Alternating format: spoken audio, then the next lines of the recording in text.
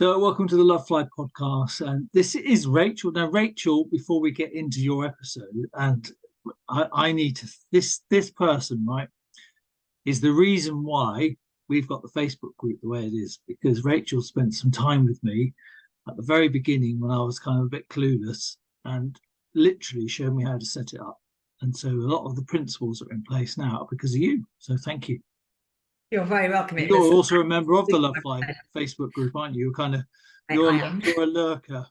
I do lurk. I do pop on every now and then. But yes, I've been lurking since the outset, really. But it was my absolute joy. I mean, it's to help me set it up. It's a lovely thing to set up a Facebook community, isn't it? Because it is a proper community in a way that other social channels allow for, really. I think it's more of a hug. A bit more of a group hug on Facebook.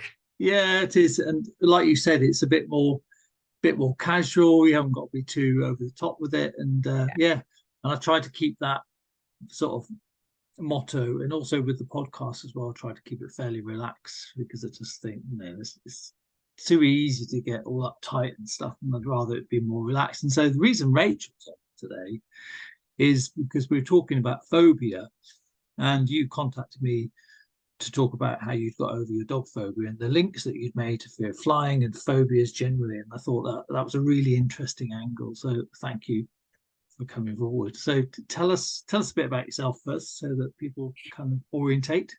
So my name is Rachel Fitz Desorgher, but everybody calls me Rachel FitzD for obvious reasons. Most of the time I call myself Rachel FitzD. I've got no one to blame but myself, though, Paul, because Desorgher is actually my maiden name, and I insisted on keeping it. So I'm Rachel FitzD, and my training historically was as a specialist midwife and also as a parenting consultant. And I ran those two alongside each other for about 30 years. And then in 2018, I finally hung up my midwifery hat to focus completely on my parenting work.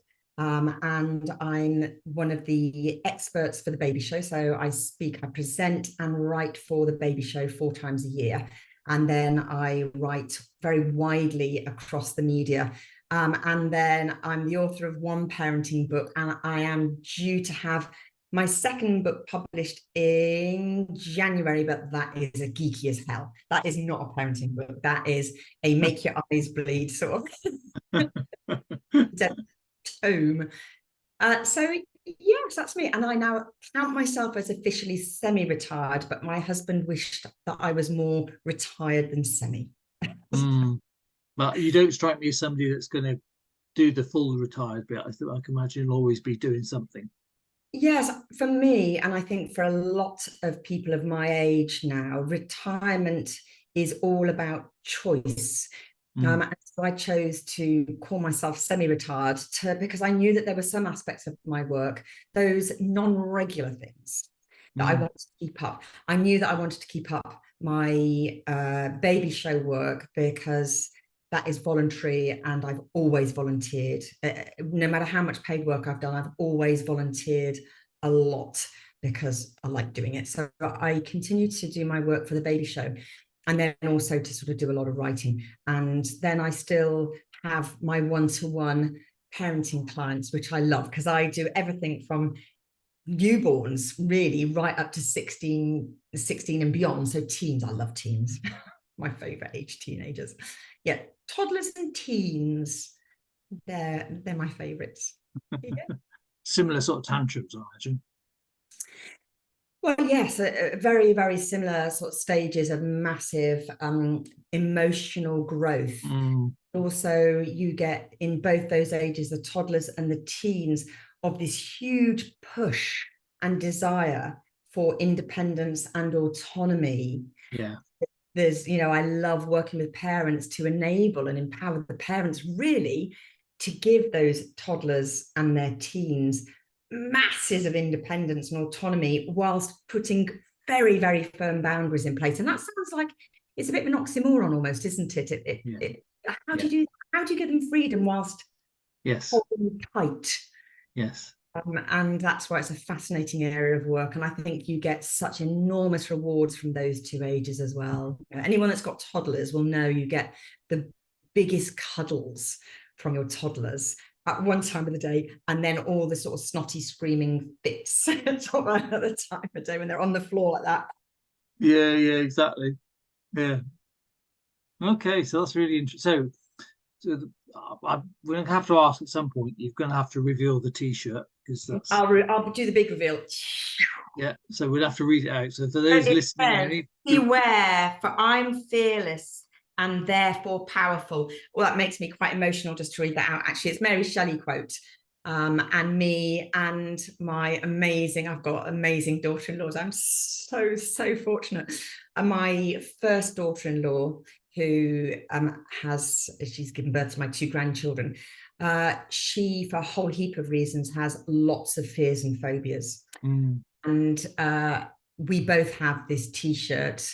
I support her a lot with her fears and phobias. And actually, I think I was telling you, Paul, she has just completed a 1-week trip to Hong Kong on her own for work. Wow. And, you know, this isn't just flying for her. It's the travel, it's being in a foreign country, it's public transport. I cannot begin to tell you the amount of fear that she carries with her. And she's got this, and we've said we must get our granddaughter, well, her daughter, my granddaughter, one of these as well, or everybody should have one, really, because whenever you put it on, you know, you go out into the world and you kind of just, I'm all right, I'm okay. So it's a great, it's Mary Shelley. So it's from a really, really good website that does quite a lot of strong feminist slogans. Yeah. Okay. So, excellent. So we'll probably get a rush of those now. And now you've mentioned it, a little upsell. I can give you the link.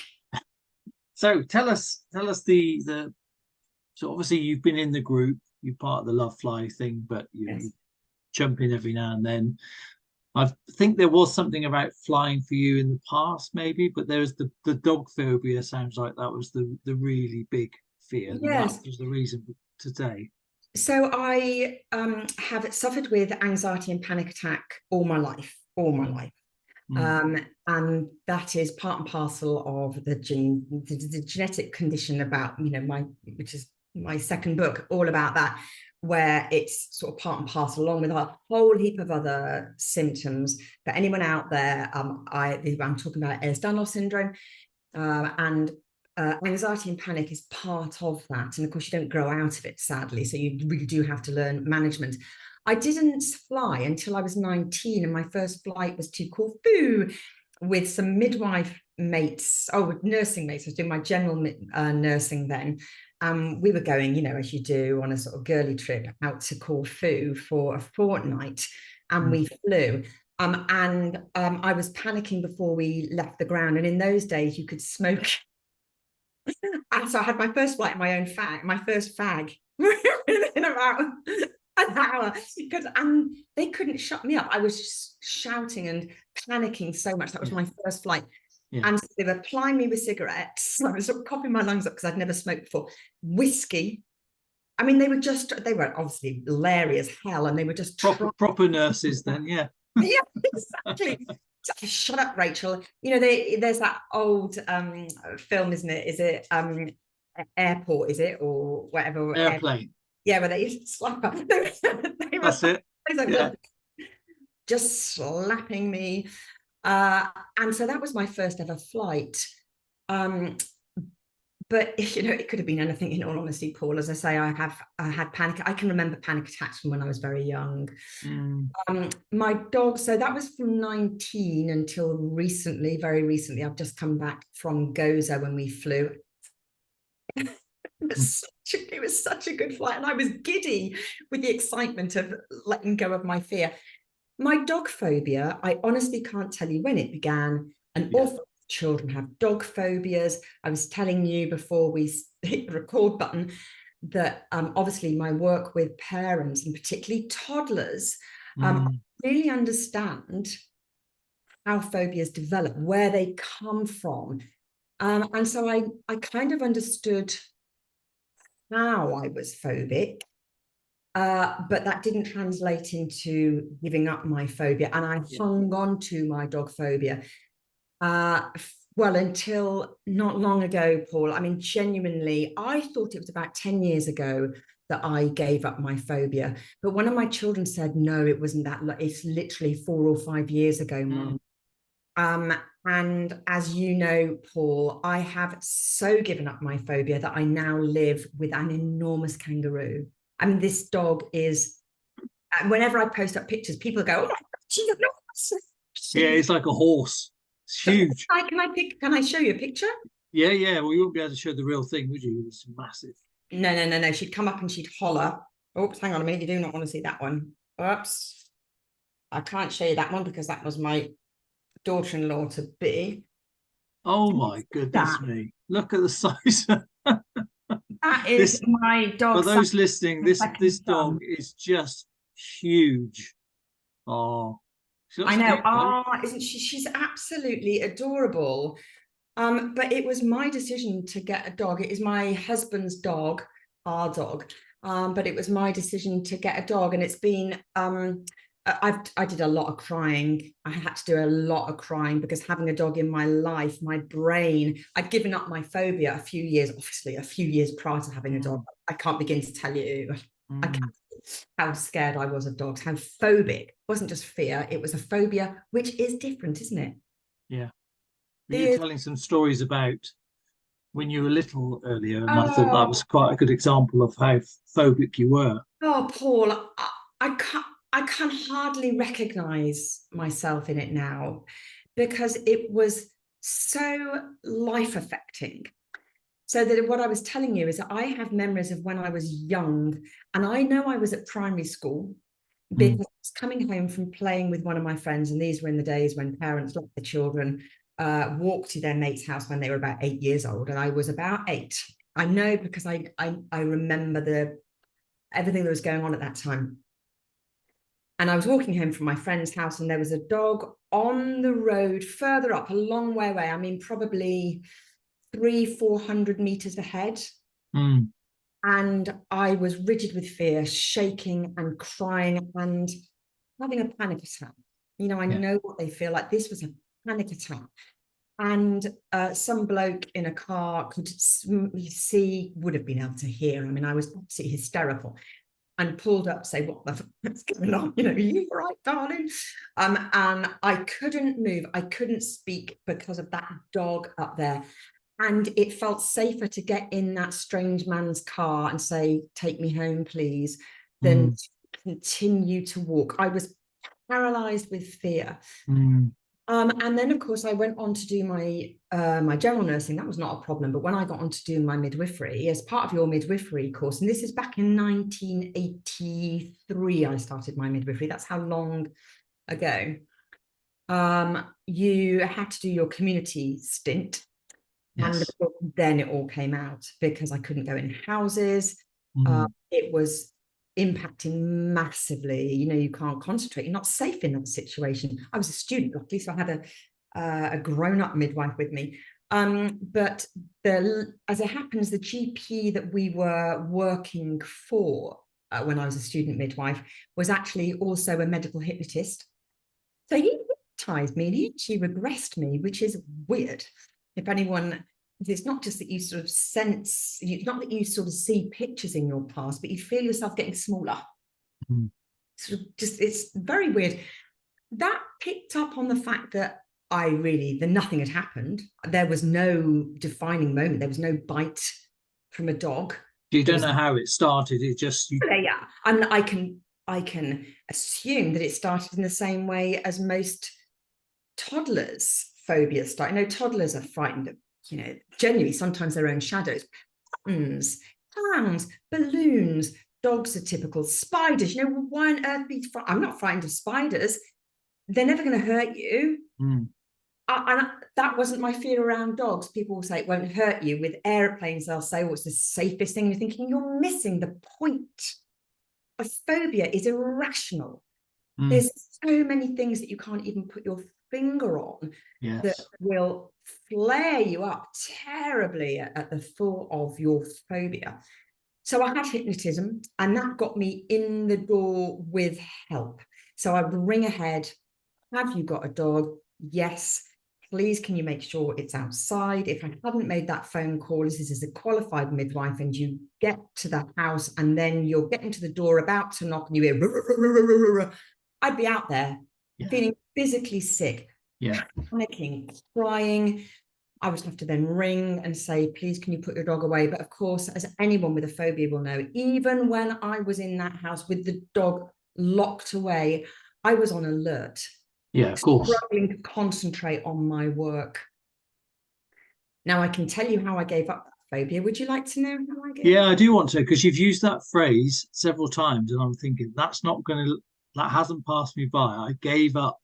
I gave it up. There's a lot of people say I got rid of it, or I beat it, or I overcame it, but you gave it up. This is interesting. You have to accept the fact that you own this. You absolutely own it. You are given it by the adults around you when you're small, generally, or with me with the flying, actually with everybody else that was around me was sort of rushing around trying to rescue me from my sort of like that.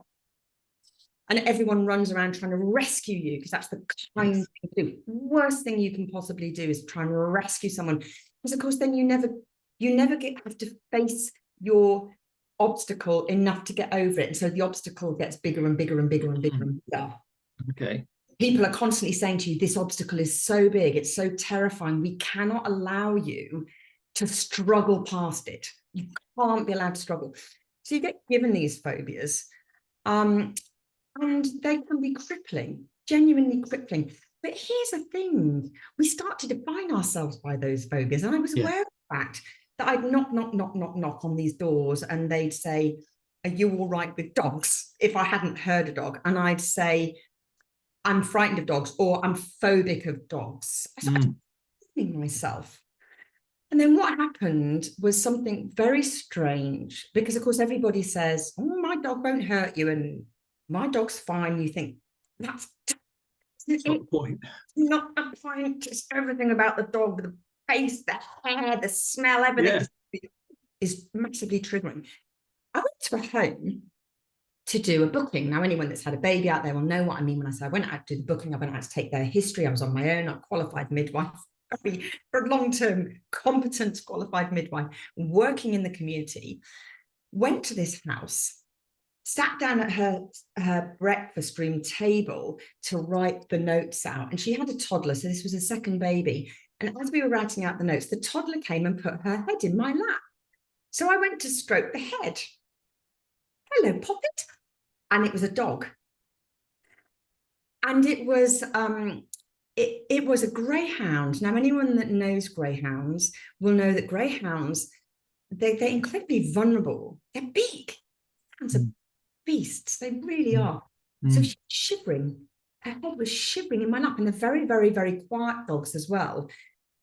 Well, in that second, I knew that I couldn't fly up, but there was a magic moment when I thought that I was stroking that toddler and saying, hello, sweetheart. So I was in that compassionate moment.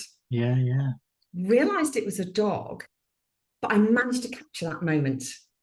I just managed to capture for a split second. I didn't even realize I was doing it till I looked back on it. Capture that positive moment, because normally you're going in with all your negative moments. I'm scared of dogs. I don't like them. I managed to capture that amazing moment when I looked down and there was this shivering, shaking little creature. The head was about this big creature in my lap. And I remember this overwhelming maternal sense of, oh, you poor thing. Now, after that, I came away shaken, a bit sort of bemused. That was not the end of my journey by any stretch of the imagination. But I realized quite quickly then I would have to change the way I defined myself. And very quickly after that, I was in the street. I'd been to see a woman. There'd been a dog. All those flares had come up again, despite this sort of magic moment, because, you know, I didn't hold on to that. despite that magic moment, and I'd had a really difficult experience, dog in the house, trying to do my work. I remember I was in Pangbourne in South Oxfordshire, if anyone knows it. I was that vivid.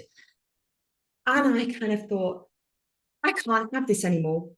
And I said it out loud, Paul. I said, I cannot have this in my life anymore. It's just ridiculous, isn't it? I cannot have this in my life anymore.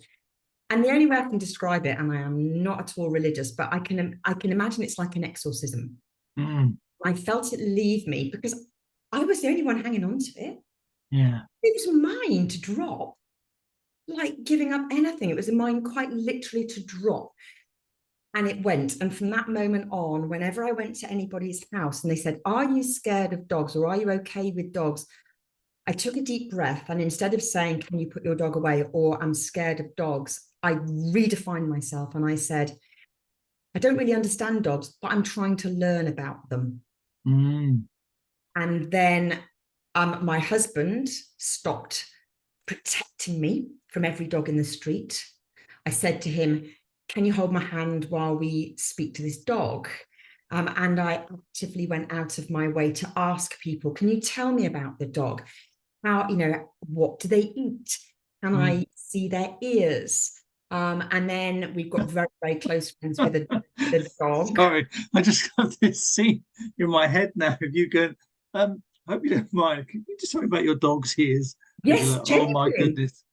Genuinely, because they're different from cats' ears. I've always had cats. Doors are really different. They can't retract them. And when we then got our own dog, and by this time I was like a reformed smoker, I was like, give me dogs, because my T-shirt says it all really. If you give up your phobia, just give it up. It doesn't serve you at all. And I know that sounds easier said than done. And I know that people will be out there listening and thinking, well, she couldn't have been that bad. It's beyond the pale with. When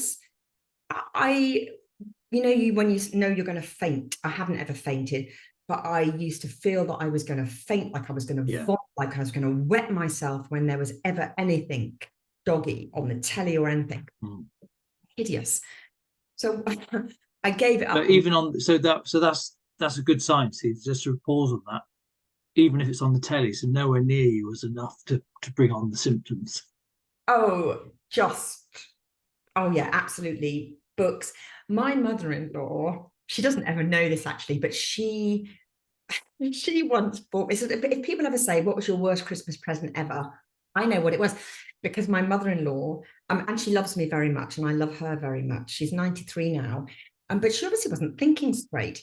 Or maybe she'd got it for another member of the family. She bought me a tray that, when sort of like Care in the Community or something, people will make trays and they're a photograph, and then you'd get some sort of weaving around the edge. It was one of those, and I opened it up and she was with me, and it was a picture of an Alsatian. It's like, if you're going to be phobic of dogs, Alsatian. Yeah, exactly. Wolf, killer. I mean, it's just... And I said to my husband, what was she thinking of? And did you react when you opened it? Oh, I put it back in very, very quickly and said, thank you very much. Covered it up. And then said to my husband, what was she thinking of? That's just bonkers. It was never used. I have to say, it went into a car boot sale or something. I thought, I can't have that in my life. So having decided that we were going to get a dog, what was interesting, and I hadn't anticipated, was that my brain hadn't quite caught up in some ways. So I cried a lot for about 6 months because I'd accepted this dog into our life. It came as a puppy, but quite a big puppy. It was 4 or 5 months old, which, as you all know, Paul, you know dogs is a big hound. It was it never was able to sit, cuddle like this. It was a bloody great big dog. So I had this dog in my life, but it was like my brain would sometimes catch the dog in the house and would scream at me and say, what are you thinking of?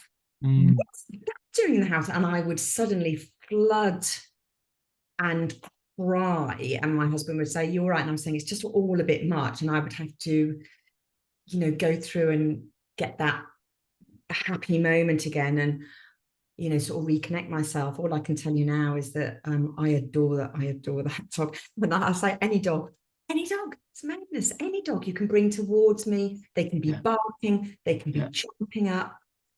But I spent a lot of time examining the dog, looking at her hairy belly and checking her teeth. My husband used to, I say, can you help me look in her mouth? And he used to pull up her lips and he used to show me her teeth and her gums and let me, because she's a very, very, very easygoing dog, and let me touch her teeth so that I could properly get to know my own fear, really.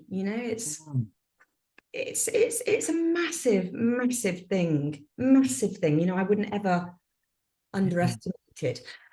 But interestingly, what I was saying about us giving it up, the one thing that I hadn't really anticipated is because you've defined yourself like this, that is what can make it difficult to give up. I've spoken to my niece about this. My niece is phobic of spiders.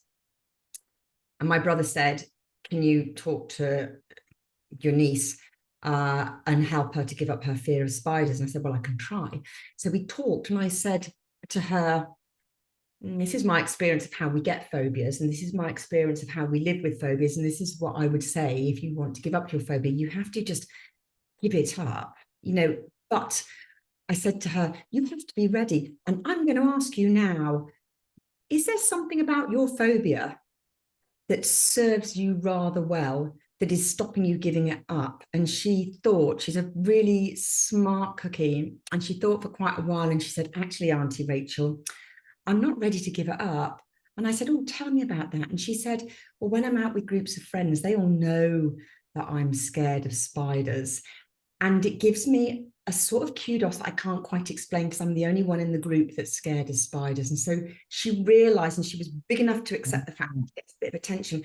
And I've had to accept the fact that when I go into groups now, they'll say, but I thought you were scared of dogs. I always told you that dogs were great. And that having to eat humble pie. And I have to say, I was wrong. I was phobic and I was wrong. Dogs are amazing. Yes. And I'm in the process of having to do that with flying, because I took my dog phobia thing and plonked it onto my flying thing. And as I say, I just had an amazing flight from Gozo. And it was not an easy flight. It was not an easy flight at all. Because here's the thing. One of the things we do with phobias and with any fear and with any sort of anxiety really is we go into that scared space. Maybe we've gone to an airport or we're thinking about it. Actually, Paul, I am booking my holiday and now I'm thinking about the flight. And there is a nanosecond when I think, ooh, I've got to fly. And I hang on to that. Oh, I've got to fly. And then we polish it and we build it up and we let it take off a life on its own. And fabulous moments in a flight, but we decide not to hang on to those. So when we went on the flight, I'd made the decision that I was going to monitor my own thoughts. I was going to monitor my own behavior to see, isn't that interesting? First of all, we had to walk. It was one of those where you sort of walk across the tarmac to get onto the plane. This was at Heathrow, because it was only a little plane. Now, normally I walk onto the big planes and my anxious head says, that's a big plane, it'll never stay in the sky. And I then hang on to that and I take it with me like my little prize so that I can carry on being a mess. And I'm a screamer in airplanes, a proper full-on screamer in airplanes. Genuinely, I'm not exaggerating. But you hold on to that nice little fear and let it grow and grow until you're a raging mess. This was a small airplane and I caught myself walking across the tarmac and my first thought was, that's a bit small. That's going to flap about a lot.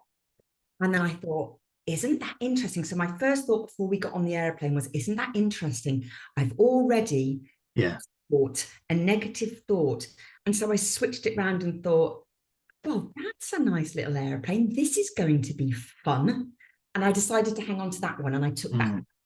Mm-hmm. The next thing was, as I reached my seat, the lady looked at me and she said, "Oh, I'm glad to see you're not obese." I said, "What?"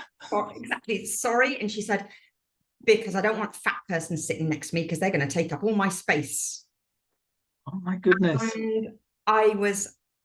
And so I thought, oh, again, just sort of calm down, get in your seat, turn to your husband, make light. But then she wouldn't shut up the whole flight. And it was awful because she was racist. And she was telling us all horrible things about the place we were going to go on holiday to, Gozo. And it was awful. I was looking at my husband. We were trying to sort of disengage her from our conversation. Luckily, I was sat by the window and we went over the Swiss Alps. And again, I caught myself out. I caught myself doing it. My first thought was, look at that. Quickly followed by, hope we don't fly too low. We're going over the Alps. What if we get stuck? What if we crash into the Alps? Nobody would ever find us. What will it be like to crash? And I caught myself doing that. And so I thought, stop it. Go back to the lovely thought. So I took lots of videos, which I haven't posted up yet because I felt too shy. But I've got beautiful, beautiful videos of us flying over the Alps and me going, look at that. Isn't that stunning? Desperately trying to ignore this woman at the end. Anyway, over the Alps, the bloke on the next aisle collapsed. And that's another sort of big trigger for those of us who are scared of flying, somebody dying on the aeroplane, yeah? And initially it looked like he'd had a heart attack and he weren't coming around from it.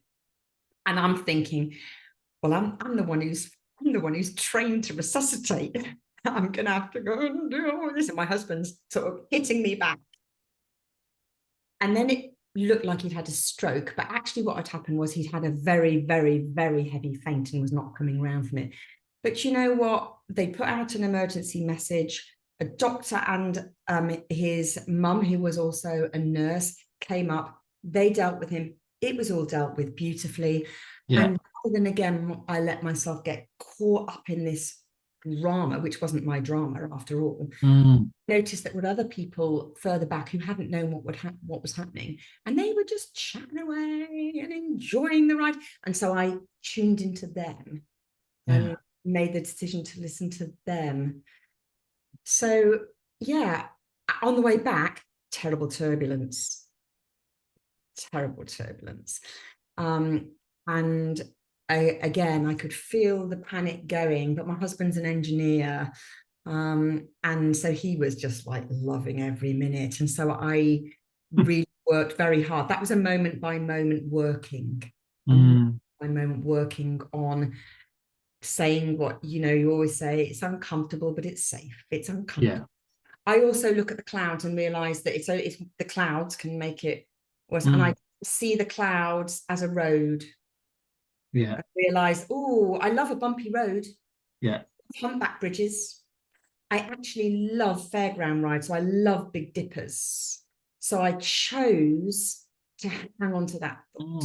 I could have chosen lots and lots of stupid, hopeless, unhelpful thoughts, but I chose to hang on to good ones because I couldn't do anything about it. No bloody parachutes on airplanes, Paul. That is the problem. Yeah, but would you want to, would you get in one? I wouldn't. Sod that. Actually, staying on the aircraft. I wouldn't mind it. I wouldn't mind a parachute. But I guess, what I'm saying is that there are a gazillion moments in my experiences with dogs, my experience of an airplane, when actually you get lots and lots of okay moments, but we let those pass. Yeah. And then we hook on to the moment that is difficult. I haven't yet faced into going down the pub with mine. I've got a group of friends I play badminton with, and I've been out of badminton for a year. And one of those friends is an engineer for Virgin. And I have been having conversations with him for 30 years now about being frightened of flying and saying, being in the air is madness. I do it, but it's madness. And having to listen to him saying, it's all, It's all safe. It's the safest way of traveling. And me saying, that's not just without it. I'm going to have to go and eat humble pie. So now I've got to go and eat humble pie with all these people about dogs. And now I've got to go down the pub and listen to everyone saying, oh, I told you the aeroplanes were all right. And me having to say, yeah. So would you say are you an ex-phobic dogs, ex-phobic flyer, or is there still work to be done? No work to be done with dogs. With flying, it's not so easy to expose yourself to flying. But I am giving myself a pat on the back and saying, I'm going to class myself as an ex-phobic. But it's always a journey. Yeah. It's, pardon the pun, it's going to continue to be a journey because there are so many different things I haven't been exposed to with flying. I haven't been exposed to a situation where the air thingy bob comes down. Yeah. That's the technical term, I believe. Yeah, thingy bob. No, that's technically correct. That's what they're called. Yeah. Yeah, I have been in some rough turbulence. I have also had some skiddy landings because I'm one of those people that will always walk towards my fear now. So even though I don't like flying, I'm learning about flying. Even though I'm still learning about flying, I'm not there yet. And I will still do it because I like the holidays. Yeah. So what are you using from your dog phobia curing? How are you applying that to the fear of flying? So my main things are to change, like then I said, although I don't like flying, just stopping that, correcting myself and saying I'm learning about airplanes, I'm learning about flying. I was very careful when I went on the Facebook group before flying to just look at all the lovely videos and actually steer myself away from some of the scary stories, not the scary stories of things that happened, but of people being frightened. Yeah. Because that I don't need. It's too easy to hook onto that and then let it sort of rip you. Yes. And also the other thing that I'm doing is making absolute certain that I don't let people rescue me. Because rescuing, as I know, say from my parenting work, rescuing, people reassuring you is not helpful. Yeah. What you need really is to be allowed to be genuinely in your own time, be completely present, actually, with your fear, even if you're having a panic attack. And I'll say I've been having these all my life. If anyone's ever had a panic attack, then you know that the best thing that somebody can do is not try and talk you out of it, not try and fuss around you. It's the worst thing when you're having a panic attack, but somebody just there to sit there looking a little bit bored, actually, almost as if to say, when you're done, when you're done. This is the magic, is it? Secret sauce. Yeah, just look bored. Here's genuinely, do you want me to tell you how we get phobias as toddlers? Because toddlerhood is a typical age for getting phobias, as anyone there with toddlers will know, but also, of course, because they become verbal. So they start to use language, and of course, they will only use the language that we've given them. They will use words like scared. So, for instance, a typical one would be hand dryers now. You know, these very, very fast blowing Dyson hand dryers. They're very, very high pitched. A lot of kids will take fright at them. And then what happens is that so understandably, the first time they hear it, the first time they feel it, that it's a new thing, everybody runs to reassure and rescue the child. Take the child out, cover their ears. Yeah. And what happens with little ones, I was telling you, this happened with my grandson with ants. The first time he was a toddler and there were lots and lots of ants around, he went, oh. And all the grown-ups did what they would do with hand dryers, with dogs, with anything else. All the adults run into that space and say, and what adults don't realize is that when you go into your high reassuring voice, it sounds anything except reassuring, because the high-pitched voice is the one that we naturally go into when we're having a panic attack, when we're crying. And I would challenge anyone out there to have a really ugly cry in a high-pitched voice. I mean, in a low voice rather, because you always go into your high-pitched. You can't have an ugly cry like that. We tend to go into a high voice. And when we're having a panic, we go into our very... And so the child hears that and sees that, and they're not very verbal yet. And so your words may say, this is okay, don't be frightened, this can't hurt you. But everything else about that adult is saying, this isn't safe. And then, of course, take them away. We say to them effectively, you cannot be allowed to experience overcoming this obstacle. And that is how we get our phobias. We have the initial fear, but then the adults cement it, and they use words like, don't be scared, it won't hurt you. Frankly, they never thought that it might hurt them, but they bloody do now. It's like my dentist always said, never, ever, ever say to your children when you take them to the dentist, don't worry, the dentist won't hurt, because they've never had that idea in the first place. But you've popped that into their heads. Yes. So that's how you see phobias emerge with toddlers, because the people around them rescue them. You never rescue a child from their own shadow, and yet most children will have a moment when they're frightened of their shadow, but you can't rescue them from their shadow. And so we tend to just say, oh, you're fine, that's just shadow, look at mine, kind of get over yourself, and we march on. But with dogs, my mother would have gone in front of me, she would have pulled me away, she would have held me up, she would have told the people, take that dog away. Like, all of those sorts of things we do. And we also do it with flying. People come to the rescue and give you all sorts of things about, well, it won't fall out the sky, it's really safe, and you're thinking, this is irrational. My fear is irrational, I know it's irrational. And so let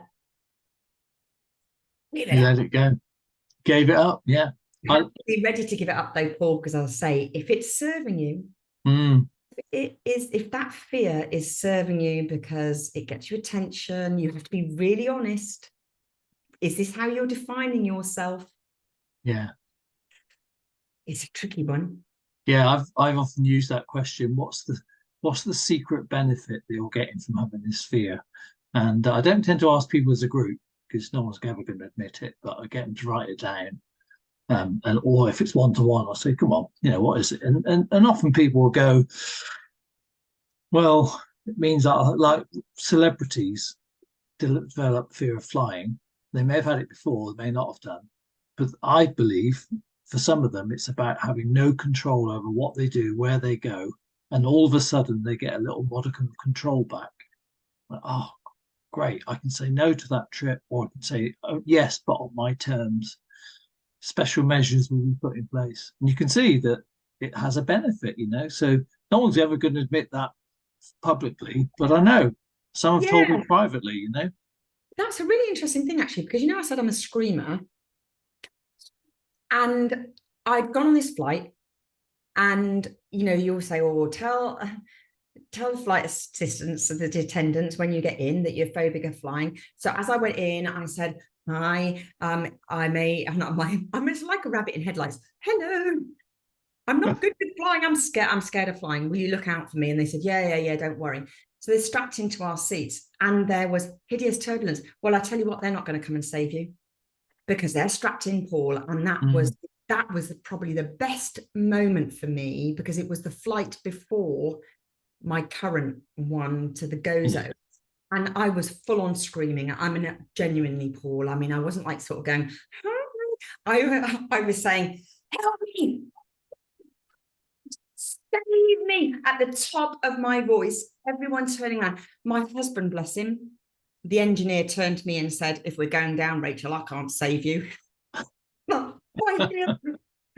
ear. But actually, my husband being, not get a grip, but just, look, love, this is completely out of your control, but also looking up and realizing that I had shouted, please come and save my sorry backside.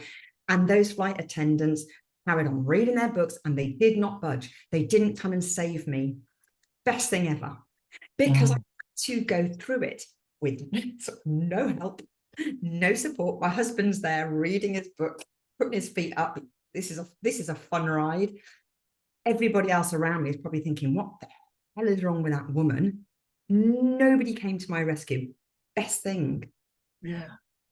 Because you go through it and you realize that you haven't died. Yeah.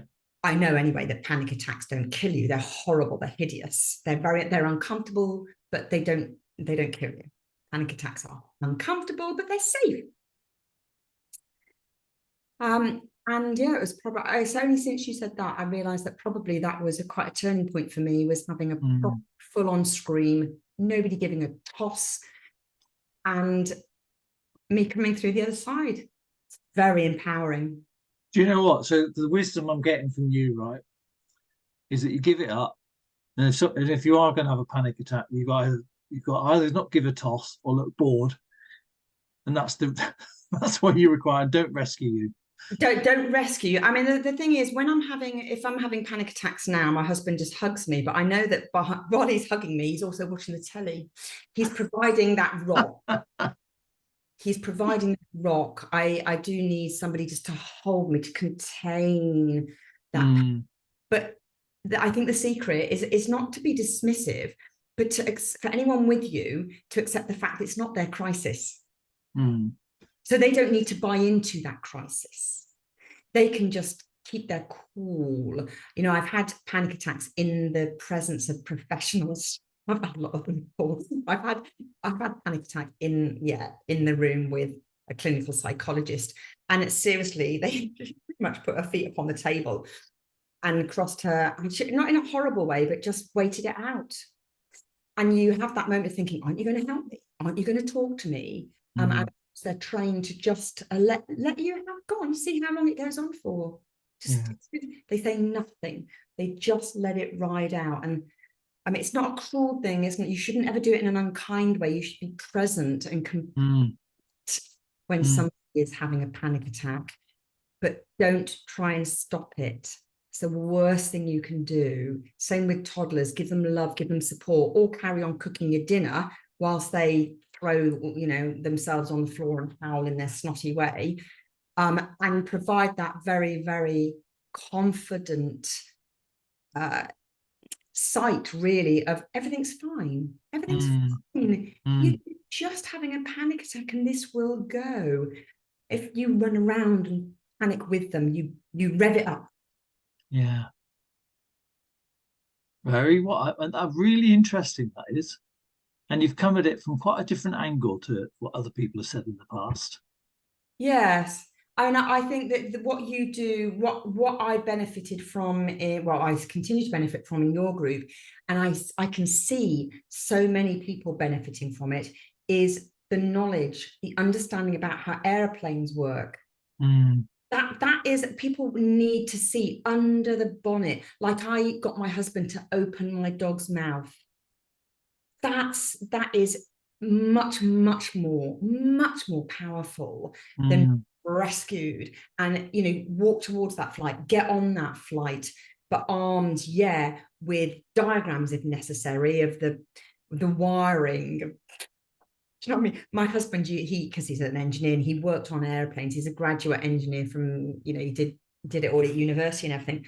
And he's worked on all sorts of things, but he worked for Doughties that make undercarriages for jumbo, used to make undercarriages for Concorde and jumbo jets. And so he understands how they work and he thinks it's fascinating. So I've often said to him, what's that noise? And he'll tell me. Sometimes it sounds like they've slipped a gear or something. Do you know what I mean? Like when you've lost all power in the car for a moment, it sounds like. And I say to him, why is it suddenly gone quiet? And he will explain to me, or what's that noise? And he'll say, oh, it's the wheels coming out ready for landing or something. He'll just tell me. And that is where I've dived into your group. It's to look for that detail. So talking to pilots, it's the talks with the pilots, the information about how aeroplanes are put together. I don't need to know. I don't need people to keep telling me, oh, they're the safest form of travel, because that isn't what phobia is about. No. It's not. It's irrational.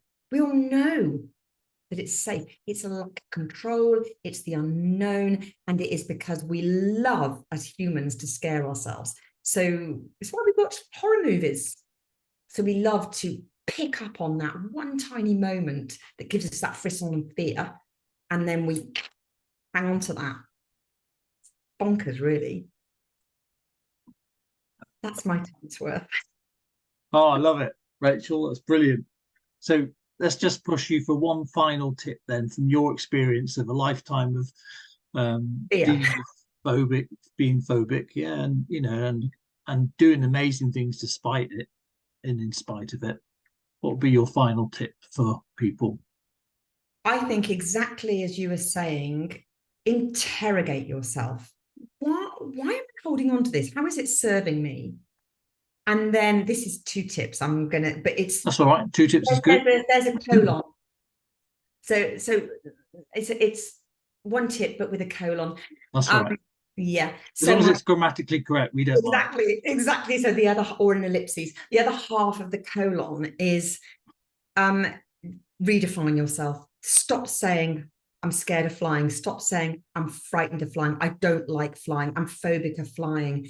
And start saying, I'm learning about aeroplanes. I'm learning about how to fly confidently. Switch it around. Dare to redefine yourself and accept the fact that you might just be wrong. You might actually not be phobic or scared of flying. You've decided absolutely to hang on to that. Why we do it, I don't know, but we should be asking ourselves that question of, why am I hanging on to this? Let it go. The other side of it is mind-blowing. I mean, genuinely, giving up a phobia is like no other experience, second only to giving birth.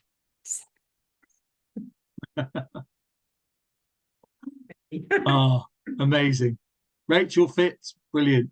Absolutely brilliant. Thank you. That was just, it's lovely to reconnect with you again after you helped so much in the early days, getting the Lovefly Facebook group going and give me those little tips like set it up like this and don't put that and make sure you do this and pin this at the top. All those things I've done religiously because of your advice. So thank you.